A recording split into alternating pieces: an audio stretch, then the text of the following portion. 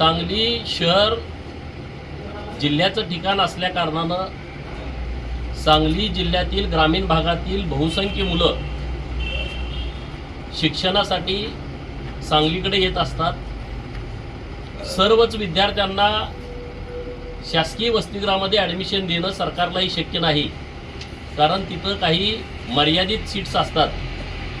Doctor Babasaheb Ambedkar मागासवर्गीय वसतिगृह सांगलीमध्ये आहे, परंतु त्या वसतिगृहामध्ये सर्वांनाच ॲडमिशन मिळत नाही आणि म्हणून सर्वांचं आधार असणारं महात्मा गांधी विद्यार्थी वसतिगृह सांगली हे सांगली जिल्ह्यातल्या अनेक मुलांच्या आयुष्यामध्ये बदल घडवणारं केंद्र आहे।